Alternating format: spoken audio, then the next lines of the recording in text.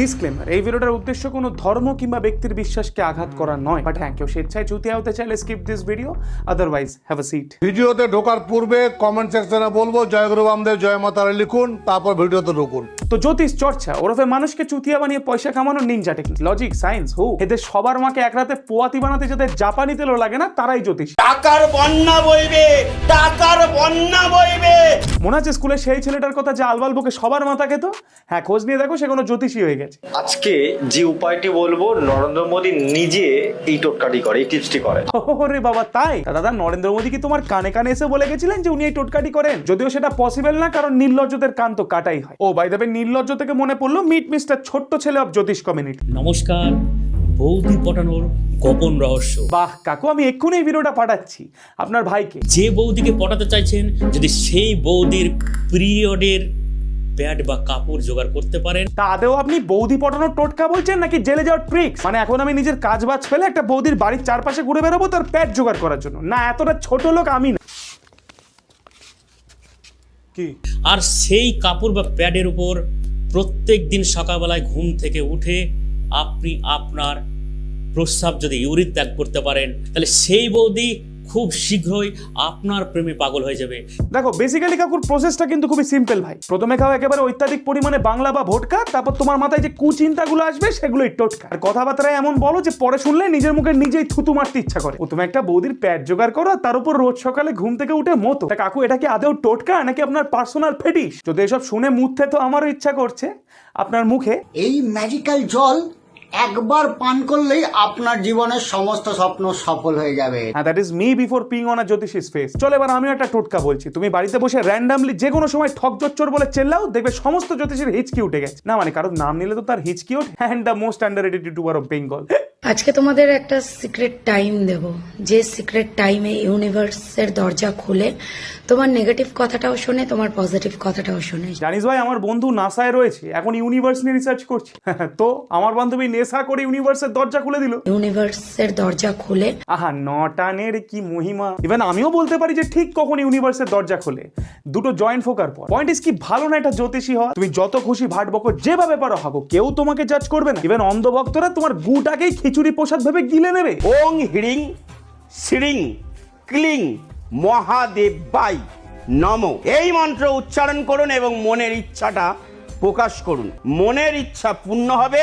এই টোটকাটি করুন, উপকার 100% পাবেন। বিশ্বাস করুন স্যার, আমার মনের একটাই ইচ্ছা, সেটা হলো আপনি যেন এই পৃথিবী থেকে শীঘ্রই ডিলিট হয়ে যান। ওং হিরিং সিরিং কিরিং মহাদেবায় নমঃ। কাজ করবে তো গুরুজি? আর এটা মন্ত্র দিয়ে যদি মনের সমস্ত ইচ্ছা পূরণ করা যেত, তাহলে আপনি সেটা করে নিন না গুরুজি। হিরিং সিরিং করে হয়ে যান কোটিপতি, রোজ ভালো মন্দ খাবার খান। কেন বেকার ভিডিও বানিয়ে লোকের মাথাগুলো খাচ্ছেন? ওমা, ওটা কি আপনার ফেভারিট ডিশ? আপনি তিথি তুষার? আমি শ্রীতরায় হ্যাঁ, ভাত বকেও যে কারোর বাড়িতে ভাত জুটতে পারে তার পারফেক্ট এক্সাম্পল হলো আমাদের জ্যোতিষী। আর সবচেয়ে হাস্যকর বিষয় হলো, এই জ্যোতিষ চর্চারও কিন্তু বিভিন্ন কোর্সেস হয়। হ্যাঁ, অ্যাস্ট্রোলজিতে বিএ করা যায়, এমএ করা যায়, ইভেন পিএইচডি অবধি করা যায়। মানে তুমি বুঝতে পারছো, এদিকে যে লিটারালি মানুষকে গান্ডু বানানোর ডিগ্রি রয়েছে ভাই। হ্যাঁ, জ্যোতিষ চর্চা একমাত্র সাবজেক্ট যেটা পড়ার জন্য সামাজিকভাবে অশিক্ষিত এবং মানসিকভাবে অসুস্থ হওয়া প্রয়োজন। একটা রসুন আপনার ভাগ্যকে চমকে দেবে। তারা কাজ করুন না কাকু, ওই রসুনটা নিন আর নিজের গালে গুজে দিন, দেখবেন ভাগ্য না বদলালেও গুয়ের রংটা ঠিকই বদলে গেছে। পুরো বেসলেস কথাবার্তা, যেগুলো শুনলেই বোঝা যায় যে হয় কেউ নেশা করে বকছে, নয়তো যে বকছে সে কোনো মানসিক রোগী। বাট তার সত্ত্বেও কেউ এদের নিয়ে মজা তো ওরাই না, উল্টেদেরকে ভক্তি করে। হ্যাঁ, ভাটবাজিতে পিএইচডি করে ঢপের চপের দোকানদারগুলো, যাদের ভাট বকা শুনলে স্বয়ং ডিজে অরুণ প্যান্টে মুদে ভিজে অরুণ হয়ে যাবে, তাদেরকে মানুষ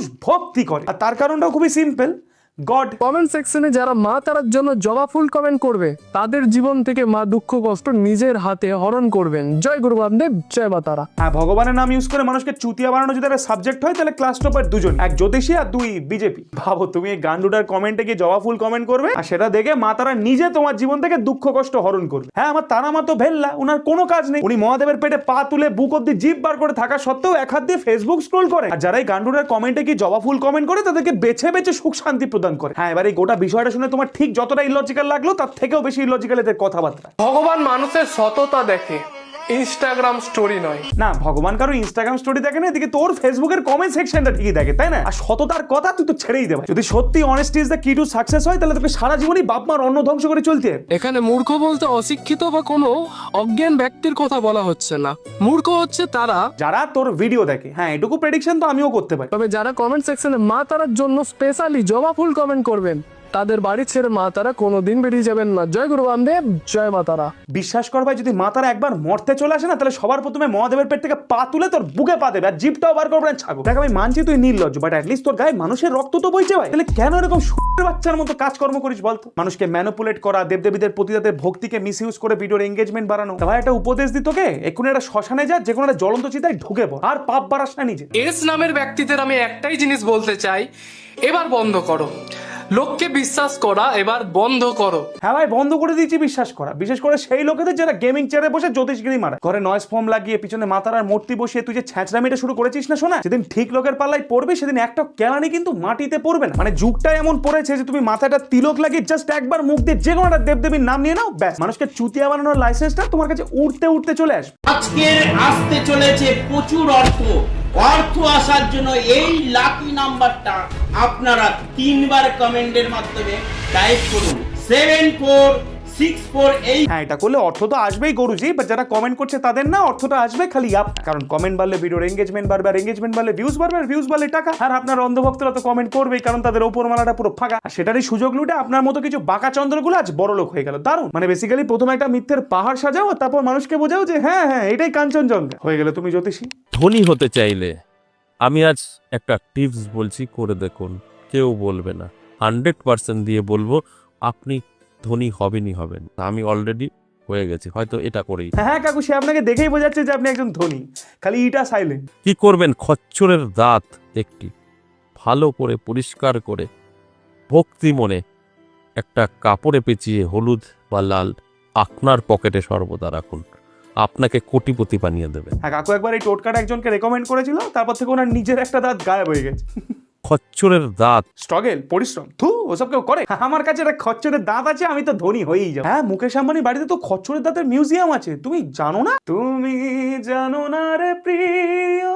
মাত্র 3 দিনের মধ্যেই আপনার চিরকালের শত্রু একদম ধ্বংস হয়ে যাবে। তার জন্য লাল টকটকে দেখে 3টা শুকনো মরিচ নিয়ে মরিচগুলো একসাথে ভাঁজ করে এর সাথে 3টা বেলের কাটা গেঁথে দিবেন। এরপর মরিচগুলো একটা ছুরির মাথায় গেঁথে শুক্রবার সন্ধ্যাবেলা শত্রুর নাম স্মরণ করে এই শুকনা মরিচ 3টি পুড়িয়ে দিবেন। দেখবেন 3 দিনের মধ্যে আপনার শত্রু একদম শেষ হয়ে যাবে। 100% কার্যকরী এটা। হ্যাঁ, এই অদ্ভুত ভিডিওটা দেখার পর আমাদের ইন্ডিয়ান আর্মি সবাই এখন কাজে ইস্তফা দিয়ে দিয়েছে। যে সায়েন্টিস্ট গুলো এতদিন ধরে অ্যাটমিক বোমা টোমা বানাচ্ছিল, তারাও কাজ বাজ পেলে সন্ন্যাসী হয়ে গেছে। হ্যাঁ, এবার খালি মোদিজি ঘরে বসে 3টে শুকনো লঙ্কার মধ্যে বেল কাটা গুঁজে 3বার পাকিস্তান বলে চেল্লাবে, ব্যাস ওরা এমনি ধ্বংস হয়ে যাবে। আপনার চিরকালের শত্রু একদম ধ্বংস হয়ে যাবে। হ্যাঁ, কাকিমার এই ভিডিওটা দেখে আমার একটা জিনিসই বলতে ইচ্ছা করছে, দয়া করে বেটি পড়াও। আত্মময় টুনের ঘৃণ্য শহরে। রাতে ঘুমাতে যাওয়ার আগে প্যান্টের পকেটে একটা তেজপাতা রেখে দেখুন আপনার কত বড় উপকার হবে। দিদি ভাই, আমি তো রাত্রেবেলা ল্যাংটো হয়ে ঘুমোতে যাই, কি করে পকেটে ঢোকাবো তেজপাতা? বলছি ওটা পদে ঢুকিয়ে শুলে কি উপকারটা বেশি হবে না কম? রাতে ঘুমাতে যাওয়ার আগে যদি একটা তেজপাতার উপরে আপনার যত টাকা প্রয়োজন সেই অঙ্কটা লিখে তেজপাতাটা ভাঁজ করে আপনার প্যান্টের পকেটের মধ্যে রেখে দেন, তাহলে সকালে উঠে দেখবেন তেজপাতাটা টাকা হয়ে গিয়েছে। এভাবে আপনার যত টাকা প্রয়োজন তত টাকা করে নিতে পারেন।